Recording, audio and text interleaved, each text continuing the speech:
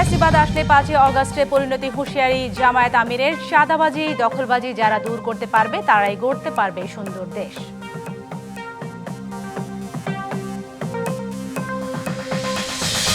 ত্রয়োদশ নির্বাচনে কোটিপতি প্রার্থী 891 জন। ক্ষমতা পেশিশক্তি ধর্মের কাছে জিম্মি দশায় যাচ্ছে সুষ্ঠু রাজনীতি, হলফনামা বিশ্লেষণ করে টিআইবি।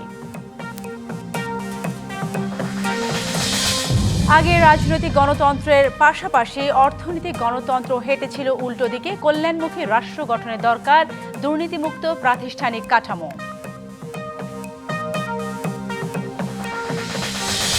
এবং ভারতে টি-20 বিশ্বকাপ না খেলার চূড়ান্ত সিদ্ধান্ত বাংলাদেশের। এখনও শ্রীলঙ্কায় খেলার আশা, জানালেন ক্রীড়া উপদেষ্টা। এক যুগ পর মুক্ত পরিবেশে দেশে শুরু হলো ভোটের উৎসব। ত্রয়োদশ জাতীয় সংসদ নির্বাচনের জন্য শুরু হলো মাঠের ভোট যুদ্ধের আনুষ্ঠানিক প্রচারণা। 10 ফেব্রুয়ারি মধ্যরাত পর্যন্ত টানা চলবে ভোটের প্রচার। প্রার্থীরা অবিরাম ছুটবেন ভোটারদের দুয়ারে। 12 ফেব্রুয়ারি সকাল থেকেই হবে ভোট গ্রহণ। পুরো জাতি অপেক্ষা করছে একটি নির্বাচনের জন্য। সেই নির্বাচনের ভোটের লড়াইয়ের জন্য শুরু হয়েছে আনুষ্ঠানিক প্রচারণা। বৃহস্পতিবার থেকে 20 দিন সভা সমাবেশ, মিছিল, জনসভা আর পথসভায় ভোটের উৎসবে মুখর থাকবে দেশ। নিজ নিজ দলের পক্ষে ভোট চেয়ে আর প্রতিশ্রুতি দিয়ে ভোটারদের মন জয় করার চেষ্টা করছেন প্রার্থীরা। এই প্রচারণা চলবে 10 ফেব্রুয়ারি মধ্যরাত পর্যন্ত। প্রার্থীরা ছুটতে শুরু করেছেন ভোটারদের দরজায়। শুনছেন ভোটারের কথা, দিচ্ছেন নানা প্রতিশ্রুতি। কাজ করবে এবং দেখি আমরাও চিন্তা ভাবনা করতেছি যাকে ভালো লাগবে দিব। দীর্ঘ 17 বছর মানুষ ভোটাধিকার থেকে বঞ্চিত ছিল। আগামী 12 ফেব্রুয়ারি মানুষ তার সেই ভোটাধিকার প্রয়োগ করবে। আমরা যুদ্ধ পরবর্তী 71-এর পরে 16 আসনে কোনো মন্ত্রী পাই না, ইনশাল্লাহ মন্ত্রী পাবো। প্রচারণা শুরুর দিন ঢাকা 16 আসনে বিএনপির মনোনীত প্রার্থী আমিনুল হক প্রচারণায় নামেন। নেতাকর্মীদের মাঝে আনন্দ, উদ্দীপনা ও নির্বাচনী আমেজ নিয়ে সাবেক এই ফুটবল তারকা বলেন, ভোট নিয়ে মানুষের ভেতরে এখন উৎসবের আমেজ বিরাজ করছে। আপনাদের কাছে আহ্বান করছি যে আপনাদের ভোটের মাধ্যমে আমি আপনার এই পরিবার, আপনার এই সমাজ, আমাদের এই রাষ্ট্রকে আমরা সুরক্ষা এবং নিরাপত্তা দিতে পারবো ইনশাআল্লাহ। এদিকে ঢাকা বিশ্ববিদ্যালয় এলাকায় 3 নেতা কবি কাজী নজরুল ইসলাম ও ওসমান হাদির কবর জিয়ারত করে প্রচারণা শুরু করেছে এনসিপি। শেরে বাংলা যিনি কৃষক প্রজা পার্টির মাধ্যমে জমিদারি প্রথা উচ্ছেদ করেছিলেন, আমরা এই দুইজনের কবর জিয়ারত করে আমাদের নির্বাচনী যে যাত্রা জাতীয় নাগরিক পার্টির এটা শুরু করতে যাচ্ছে ইনশাআল্লাহ। এই ঢাকা 8 আসনকে নির্বাচন করেছি আমাদের আনুষ্ঠানিক কার্যক্রম প্রথম শুরু করার জন্য। নির্বাচন অনুষ্ঠিত হোক এটা চাই, সেই নির্বাচনে জয়লাভ করে আমরা সংসদে যেতে চাই। আমাদের সামনে এটাই এখন একমাত্র এজেন্ডা। এবার জাতীয় সংসদ নির্বাচনে ভোটার প্রায় 12,77,00,000। 59টি নিবন্ধিত দলের মধ্যে 51টি দল প্রার্থী দিয়েছে। 12 ফেব্রুয়ারি হবে জাতীয় নির্বাচনের ভোট গ্রহণ। Afrin Anwar, DBC news, Dhaka. সারা দেশে উৎসব মুখর পরিবেশে ভোটের প্রচারণায় প্রার্থীরা নেমেছেন ভোটারদের মন জয়ের যুদ্ধে। প্রার্থীদের আশা, এবার ভোটের অধিকার ফিরে পাবে মানুষ। তবে অবাধ সুষ্ঠু নির্বাচনের শঙ্কাও দেখছেন কেউ কেউ। ভোটের মাঠে সবার জন্য সমান সুযোগ নিশ্চিতের দাবি প্রার্থীদের। দীর্ঘ প্রতীক্ষার নির্বাচন, মনোনয়ন লড়াইয়ে উতরে যাওয়ার পর প্রচারের মাঠে প্রার্থীরা। নগরী থেকে গ্রাম, পাড়া মহল্লার অলিতে গলিতে এখন উৎসব মুখর পরিবেশ। ভোটার দুয়ারে যাচ্ছেন প্রতিশ্রুতির ডালি নিয়ে, চিনিয়ে দিচ্ছেন প্রতীক। চট্টগ্রাম 11 আসনে নির্বাচনী প্রচারণায় বিএনপি প্রার্থী আমির খসরু মাহমুদ চৌধুরী বলেন, এই নির্বাচনের মধ্য দিয়ে নির্বাসনে যাওয়া ভোটের অধিকার ফেরত পাবে জনগণ। যেই সরকার দায়বদ্ধ থাকে, জবাবদিহি থাকবে, সেই সরকার জনগণের প্রতিশ্রুতি পূরণে বাধ্য থাকে। এটাই গণতন্ত্র। এটা বাংলাদেশে 17 বছর অনুপস্থিত ছিল, জনগণ আজকে ফিরে পেতে চাই এবং আমাদের এলাকার প্রতিশ্রুতি তো অনেক।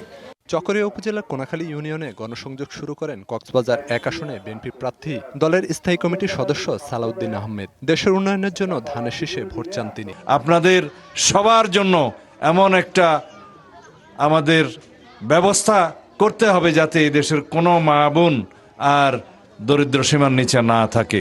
কক্সবাজার 2 আসনে প্রচারণায় নেমে জামায়াতের প্রার্থী হামিদুর রহমান আজাদ প্রশাসন এখনো নিরপেক্ষ ব্যবস্থা নেয়নি বলে অভিযোগ করেন। আমার মতে এখনো বাংলাদেশের নির্বাচনের লেভেল প্লেইং ফিল্ড নিশ্চিত হয়নি। প্রশাসন এখনো নিরপেক্ষ নয়।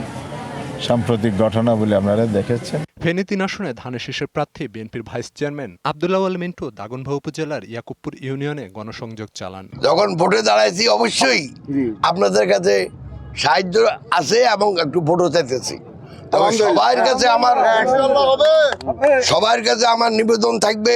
রংপুরে সকাল থেকেই গণসংযোগে নামেন প্রার্থীরা। রংপুর ৪ আসনে জাতীয় নাগরিক পার্টি মনোনীত প্রার্থী আক্তার হোসেন বলেন, একনায়কতন্ত্রের বদলে জনগণ একটি অংশগ্রহণমূলক রাষ্ট্র ব্যবস্থা প্রত্যাশা করে। তাদের যে বৈষম্যগুলোর মধ্যে আমরা পড়ে আছি, সেই বৈষম্য দূরীকরণে কারা ভূমিকা রাখতে পারবে, সেই বিষয়টা নিয়ে মানুষের মধ্যে যে সচেতনতা তৈরি হয়েছে আমাদের এই কাউনিয়া পীরগাছার মতো প্রান্তিক এরিয়ায়, সেটা আমাকে অভিভূত করছে। খুলনা ডুমুরিয়ায় গণসংযোগ করেন জামাতে ইসলামীর সেক্রেটারি জেনারেল অধ্যাপক মিয়া গোলাম পরোয়ার। তার আশঙ্কা কালো টাকার ছড়াছড়ি ও সন্ত্রাসী কর্মকাণ্ড সুষ্ঠু নির্বাচনের পথে প্রতিবন্ধকতা সৃষ্টি করতে পারে। আমরা ওয়ারিড হচ্ছি যে এই পরিবেশ নির্বাচন পর্যন্ত থাকবে কিনা। কিছু সংখ্যক চেনা কালো টাকার মালিক সন্ত্রাসীরা তারা কর্তৃত্ব এবং ক্ষমতাকে শক্তিকে প্রয়োগ করে যদি জনগণের এই রায়কে কেড়ে নিতে চায়, তো আমি গণসংযোগে যেটা টের পাচ্ছি যে তারা এবার সেটা প্রতিরোধ করবে ইনশাআল্লাহ। ফেনীর কেন্দ্রীয় বড় জামে মসজিদ প্রাঙ্গণ থেকে প্রচারণা শুরু করেন এবি পার্টির চেয়ারম্যান মুজিবুর রহমান মঞ্জু। ভোটের মাঠে সরব বিএনপি, জামাত সহ অন্যান্য প্রার্থীরা। আমরা জাতীয়ভাবে রাষ্ট্রকে যদি পরিবর্তন করতে না পারি, রাষ্ট্রের গুণগত পরিবর্তন না হলে কোনো একটা স্থানীয় এলাকার উন্নয়ন এটা খুব বড় কিছু ম্যাটার করে না। গলাচিপা উপজেলার চরবিশ্বাস ইউনিয়নের প্রচারণায় নামেন পটুয়াখালী ৩ আসনের প্রার্থী গণ অধিকার পরিষদের সভাপতি নুরুল হক নূর। বরিশাল ৫ ও ৬ আসনে ইসলামী আন্দোলনের প্রার্থী ফয়জুল করিম সদর রোডে প্রচারণা চালান। বরিশাল ৫ আসনে বিএনপি প্রার্থী মুজিবুর রহমান সরোয়ার দলীয় কার্যালয়ের সামনে থেকে ভোটের প্রচারণা শুরু করেন। ইসলামের জন্য, দেশের উন্নয়নের জন্য, সাম্য, মানবিক মর্যাদা, সামাজিক ন্যায় বিচার প্রতিষ্ঠা করার জন্য ইনশাআল্লাহ আমরা হাত পাকা প্রতীকে ভোট দেব। ভোটের পরিবেশ উৎসবমুখর করে তুলতে সবার জন্য লেভেল প্লেইং ফিল্ড নিশ্চিতের দাবি প্রার্থীদের। Khalid Hasan, DBC news desk. জান্নাত দোজখের মালিক আল্লাহ, সেটির টিকিটের নাম করে একটি দল ভোট চেয়ে জনগণের সঙ্গে প্রতারণা করছে। ৭১-এর সেই দলটির ভূমিকা দেখেছে মানুষ। সিলেটে আলিয়া মাদ্রাসা মাঠে নির্বাচনী সমাবেশে এসব কথা বলেন BNP chairman Tarique Rahman. Vote ডাকাতি ষড়যন্ত্রের বিরুদ্ধে সবাইকে সতর্ক থাকার আহ্বান জানান তিনি। গণতন্ত্রের নির্বাচন যদি হয় মূল প্রক্রিয়া, তবে সেই নির্বাচনের প্রাণ প্রচারণা। ভোটার, নেতাকর্মী আর প্রার্থীর মেলবন্ধনে সিলেটের আলিয়া মাদ্রাসা মাঠে বিএনপির এই নির্বাচনী সমাবেশ পরিণত জনসমুদ্রে। একদিকে বিপুল সমাগমের ঢেউ, অন্যদিকে স্লোগান মিছিলে একাকার চারিদিক। অপেক্ষার অবসান শেষে বেলা 12:30টার দিকে মঞ্চে আসেন বিএনপি চেয়ারম্যান তারেক রহমান। আজকে নতুন ইতিহাস সৃষ্টি। বিশেষ অতিথির বক্তব্যে দলের মহাসচিব একটি দল কুৎসা রটাচ্ছে বলে অভিযোগ করেন। একটা দল, রাজনৈতিক দল বিভিন্ন রকম কুৎসা রটনা করছে, মিথ্যা কথা বলছে আমাদের নেতাদের বিরুদ্ধে, এমনকি আমাদের নেতা তারেক রহমান সাহেবের বিরুদ্ধে তারা মিথ্যা রটনা করছে। বন্ধুগণ, আমাদেরকে সাবধান থাকতে হবে এই সমস্ত দল ব্যক্তিদের হাত থেকে যারা মানুষকে বিভ্রান্ত করতে চায়। সিলেটি ভাষায় সম্বোধন করে বক্তব্য শুরু করেন তারেক রহমান। বিভিন্ন পরিকল্পনার কথা তুলে ধরে বলেন, 12 ফেব্রুয়ারি ধানের শীষের বিজয়ের মাধ্যমে গণতন্ত্রের যাত্রা শুরু হবে। আগামী 12 তারিখে ধানের শীষকে জয়যুক্ত করতে পারেন, আমরা ইনশাল্লাহ সারা বাংলাদেশের কৃষকদের পাশে তাহলে দাঁড়াতে পারবো। বেহেশতের টিকিট দেবে বলে একটি দল মানুষকে ঠকাচ্ছে মন্তব্য করে নির্বাচন নিয়ে সব ষড়যন্ত্র প্রতিহতের আহ্বান জানান বিএনপি চেয়ারম্যান। আমরা বিগত কিছুদিন ধরে খেয়াল করে দেখছি, বাংলাদেশের কোন মহল, এই দেশের ভেতরে কোন মহল ষড়যন্ত্রের চেষ্টা করছে। মধ্যপ্রাচ্য সহ বিভিন্ন দেশে পোস্টাল ব্যালট যেগুলো পাঠানো আছে সেগুলোকে কিভাবে ডাকাতি করা হয়েছে, ঠিক যারা এই দেশ থেকে পালিয়ে গেছে তারা যেভাবে আপনাদের ভোট ডাকাতি করেছিল, ঠিক একইভাবে আবার সেই ষড়যন্ত্র শুরু হয়েছে। সেই ষড়যন্ত্রের বিরুদ্ধে সজাগ থাকতে হবে। বিএনপি সরকারে গেলে সবাইকে স্বাবলম্বী করার পাশাপাশি নবী করিম সাল্লাল্লাহু আলাইহি সাল্লামের ন্যায়নীতির ভিত্তিতে দেশ পরিচালনার কথাও বলেন তারেক রহমান। নির্বাচনের মূল অনুষঙ্গ ভোট, ভোটার আর প্রার্থী। আগামী জাতীয় নির্বাচনে নির্বাচনী প্রচারণার প্রথম জনসভায় বস্তুত ধানের শীষেই ভোট চাইলেন বিএনপি চেয়ারম্যান তারেক রহমান। দিলেন প্রতিশ্রুতি, একই সঙ্গে একটি সুষ্ঠু ও গ্রহণযোগ্য নির্বাচনের জোর প্রত্যাশাও ব্যক্ত করলেন। সর্বোপরি ভোটে জয়যুক্ত হলে সুখী সমৃদ্ধ আগামীর বাংলাদেশ গড়তে অঙ্গীকারও করলেন তিনি। Anwar Hossain, DBC news, Sylhet. যারা নির্বাচনের আগে অসৎ কাজ করে ষড়যন্ত্র করে জনগণকে বিভ্রান্ত করছে তারা কিভাবে সৎশাসন করবে এমন প্রশ্ন রাখেন তারেক রহমান। তিনি বলেন 50 বছর আগে যে দল দেশকে চায়নি তাদের নতুন করে দেখতে চায় না মানুষ। হবিগঞ্জে নির্বাচনী জনসভায় এসব কথা বলেন বিএনপি চেয়ারম্যান তারেক রহমান। এর আগে মৌলভীবাজারের সদর উপজেলার শেরপুরের আইনপুর মাঠে নির্বাচনী জনসভায় তিনি বলেন একটি দল নানা ষড়যন্ত্রে লিপ্ত হচ্ছে। এ বিষয়ে সবাইকে সতর্ক থাকার আহ্বান জানান তারেক রহমান। দলটি যেভাবে বিভ্রান্তি ছড়াচ্ছে তাতে তাদের জন্য 3 গুণ নিরাপত্তা প্রোটোকল দিতে সরকারের প্রতি আহ্বান জানান। বিগত স্বৈরাচার উন্নয়নের নামে লোপাট করেছে উল্লেখ করে অবস্থার পরিবর্তন করতে ধানের শীষে ভোট চান বিএনপি চেয়ারম্যান তারেক রহমান। এর আগে দুপুরে সিলেট আলিয়া মাদ্রাসা মাঠে সকালে প্রথম জনসভার মধ্য দিয়ে নির্বাচনী প্রচার অভিযান শুরু করেন তারেক রহমান। এরপর ব্রাহ্মণবাড়িয়া নির্বাচনী সমাবেশ রয়েছে। ৭১ সালে দেশের মানুষ দেখেছে আপনাদের ভূমিকার কারণে এই দেশের লক্ষ লক্ষ শহীদ মুক্তিযোদ্ধা শহীদ হয়েছেন, অনেক মানুষ পঙ্গু হয়েছে।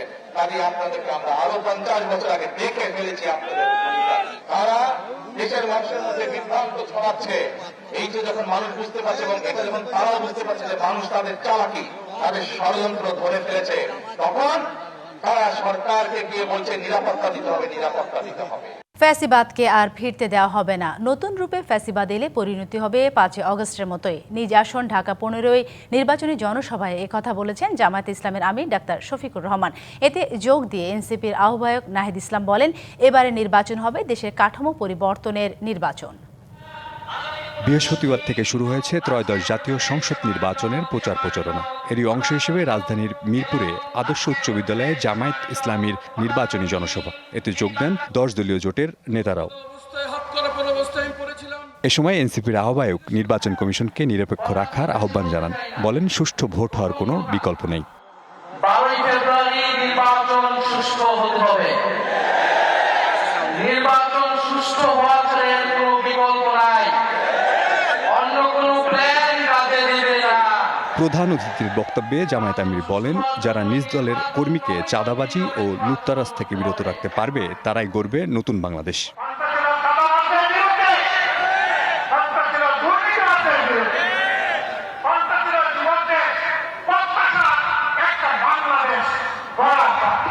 জামায়াত ফ্যাসিবাদের ছায়া দেখতে চায় না বলেও মন্তব্য করেন doctor Shafiqur Rahman.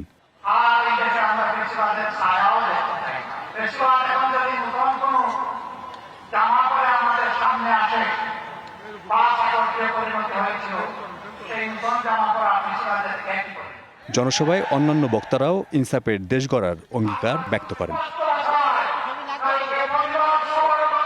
Sania Ahmed, DBC news, Dhaka.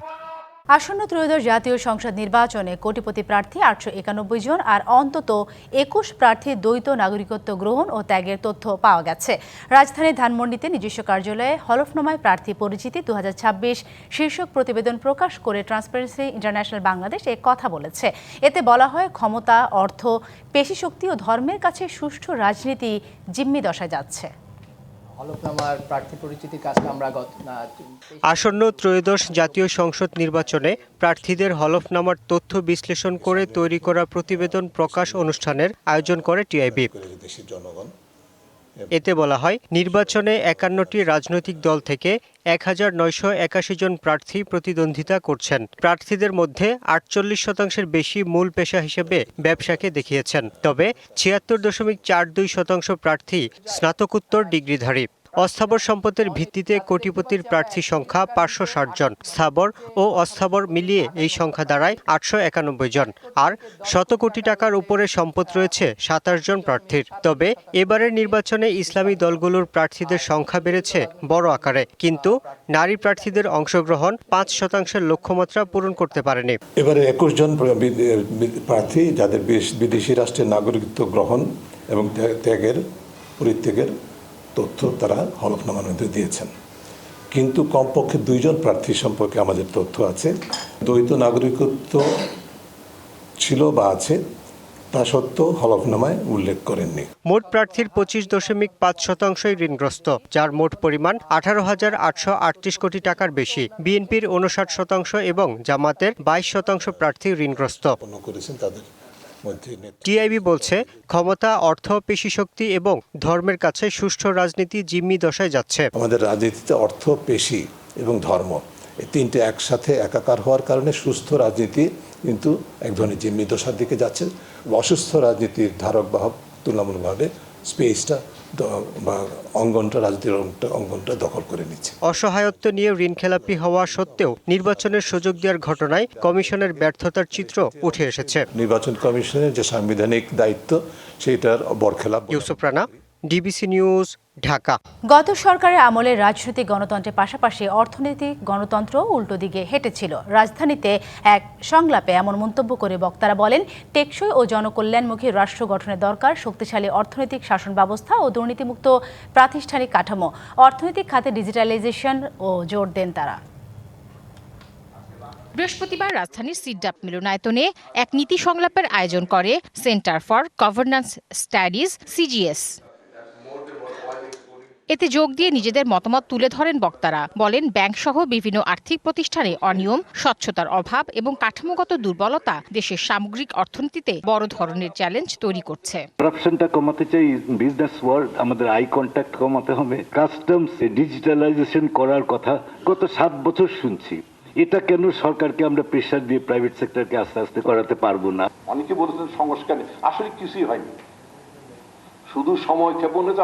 আর যেটা হয়েছে সেটাই অন্তর্বর্তীকালীন সরকারের দায়িত্বের অংশের মধ্যে পড়ে না। অনেক কাজগুলো যেটা পরবর্তী নির্বাচিত সরকার করবে, এটা তো অন্তর্বর্তীকালীন সরকারের কাজ না। বার্ষিক উন্নয়ন কর্মসূচির ক্ষেত্রে আমাদের মনিটরিং অ্যান্ড ইমপ্লিমেন্টেশন এই মেকানিজমটা অনেক স্ট্রং হওয়া দরকার। পুরো বিষয়টা একটা জবাবদিহিতার মধ্যে আনতে হবে। অনুষ্ঠানে অর্থনীতিবিদ ডক্টর হোসেন জিল্লুর রহমান বলেন, অপ্রয়োজনীয় পরিচালন ব্যয়ের বিষয়ে জবাবদিহিতা বাড়াতে হবে। অন্তর্বর্তীকালীন সময়েরও আমাদেরকে একটা মূল্যায়ন যদি করতে হয়, আমলাতন্ত্রকে বরঞ্চ ডে 1 থেকে আমি দেখেছি, আমি আরো অনেক এতে বলেছি, আনফরচুনেটলি ডে 1 থেকে আমলাতন্ত্রকে আরো এক্সেসিভলি ক্ষমতায়িত করা হয়েছে।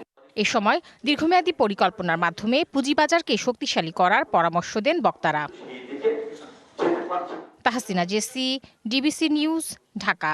ত্রয়োদশ জাতীয় সংসদ নির্বাচনে ভোটের দিন ঠিক হয়েছে 12 ফেব্রুয়ারি। সারা দেশে বইছে সেই ভোটের হাওয়া।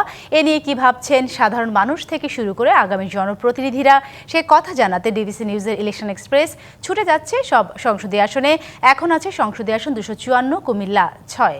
স্বাগত জানাচ্ছি সিএসআরএম ডিবিসি ইলেকশন এক্সপ্রেসে। আমার সঙ্গে এই মুহূর্তে যুক্ত আছেন কুমিল্লা 6 আসনের জামাতে ইসলামের পক্ষ থেকে যিনি মনোনীত হয়েছেন বা মনোনয়ন পেয়েছেন, তার সঙ্গে কথা বলবো আগামী নির্বাচনে তিনি কি ভাবছেন সেসব বিষয়। স্বাগত আপনাকে সিএসআরএম ডিবিসি ইলেকশন এক্সপ্রেসে। আপনার কাছে একটু জানতে চাই, ইসলামিক যে দলগুলো রয়েছে, আপনারা রয়েছেন, আরও অন্যান্য দল অংশগ্রহণ করবে, কতটা চ্যালেঞ্জ হতে পারে? বিএনপি রয়েছে, কতটা ভোটের মাঠটা আসলে কতটা সরগরম থাকতে পারে? ধন্যবাদ ডিবিসি ইলেকশন এক্সপ্রেসকে, কুমিল্লা 6 আসনের পক্ষ থেকে, কুমিল্লার সকল জনগণের পক্ষ থেকে ধন্যবাদ। নির্বাচনে অনেক প্রার্থী হবে, প্রার্থী হওয়াটাই স্বাভাবিক। আমাদের এখানে যারা প্রার্থী আছেন, বিশেষ আমরা জামাত ইসলামী সহ আমরা সমমানা 10 দল, আমরা এক বক্সে ভোট দেব। এটা আল্লাহ চাইতো অনেকটাই চূড়ান্ত ফাইনাল, এবং তারা এই এক বক্সে ভোট দেওয়ার ব্যাপারে জনগণ খুব প্রত্যাশী এবং উদ্গ্রীব এবং আনন্দ উৎসবের সাথে তারা ভোট দেওয়ার মানুষেরা পোষণ করছেন। অন্যান্য প্রার্থী যারা আছেন তাদের সাথে সবাই তারা কাজ করবে। আমি আশা করতেছি, আমি যাদের প্রত্যাশা দেখছি, প্রত্যাশা তারা বলছেন যে আমরা 54 বছর অনেককে দেখেছি, এবার আমরা একটা দলকে দেখতে চাই। সেই দলটা তারা বলছে স্পেসিফিক্যালি যে আমরা বাংলাদেশ জামাত ইসলামীকে আমরা একবার দেখতে চাই, দাঁড়িপাল্লায় ভোট দিতে চাই। সেই কারণটা বলছে, আমি একটি স্কুলে একটা শিক্ষক শিক্ষিকা নিয়ে একটা প্রোগ্রাম করেছিলাম। বের হওয়ার পরে আমি মহিলা শিক্ষিকা 5 জন আমাকে বললেন ভিজিটিং কার্ড দেওয়ার জন্য। তারপর আমি একটা ভিজিটিং কার্ড দিলাম, দেওয়ার জিজ্ঞেস করলাম, তারা বলছেন যে আমরা এবার সিদ্ধান্ত নিয়েছি আমরা জামাত ইসলামীকে দাঁড়িপাল্লা মার্কায় ভোট দেব। আমি তখন বললাম, মা আপনারা কেন জামাত ইসলামী ভোট দেবেন? তারা তো এটা মনের কথা, রিয়েল কথা। তারা বলছেন জামাত ইসলামী কোনো চাঁদাবাজি করে না, কোনো দুর্নীতি করে না, কারো সম্পদ নষ্ট করে না, দখলবাজি করে না, এবার কোথাও তাদের কোনো বদনাম নাই। এই জন্য আমরা সিদ্ধান্ত নিয়েছি আমরা এবার দাঁড়িপাল্লা মার্কায় ভোট দেব। এরপর আমি তো কিন্তু সেক্ষেত্রে ভোট কি ভাগাভাগি হবে কিনা? ইসলামী দলগুলো আছে, সেই ভোটগুলো কি আসলে ভাগাভাগি হয়ে যাবে কিনা, বা আপনার এই আসনটা নিয়ে কি ধরনের পরিকল্পনা আছে? আমার এই আসনে ভোট ভাগাভাগির চিন্তা দলের শীর্ষ তো এটা তাদের একটা নিজস্ব দল আছেন, অন্যান্য যে ইসলামী দল এটা এত কিছু ভাগাভাগির অবস্থান এখানে হবে না। আমি যেটা দেখতেছি আশা করি আমরা সর্বাধিক ভোট আমরাই পাবো ইনশাআল্লাহ। কি ধরনের পরিকল্পনা আছে এই আসনটি? এই আসনের পরিকল্পনা হচ্ছে, অনেকগুলো সমস্যা আছে আমাদের এই আসনের, বিশেষ করে যানজট জলাবদ্ধতা খুবই ব্যাপক। হ্যাঁ, এরপরে যানজটের জন্য আমাদের কেউই রাস্তায় চলতে পারে না। তা আমি এক্ষেত্রে বলছি, ডিসিএসপি সাহেবকে বলছি যে কী কারণে এটা থাকবে। তা আমরা আশা করতেছি যদি আমরা নির্বাচিত হই এই যানজট জলাবদ্ধতা নিরসন করব। হ্যাঁ, এটা নিরসন করতেই হবে, নাহলে এটা সুন্দর হবে না। এরপরে বলছি এখানে আমাদের 3টা মেল ছিল, মেলগুলো বন্ধ হয়ে গেছে। আমরা আশা করতেছি সেই মেলগুলো কিভাবে নতুন করে আবার মেল ইন্ডাস্ট্রি চালু করে বেকারত্ব দূরীকরণ করা যায়। বেকারত্ব অভিশাপ, বেকারত্ব হলো দুর্নীতির একটা আখড়া।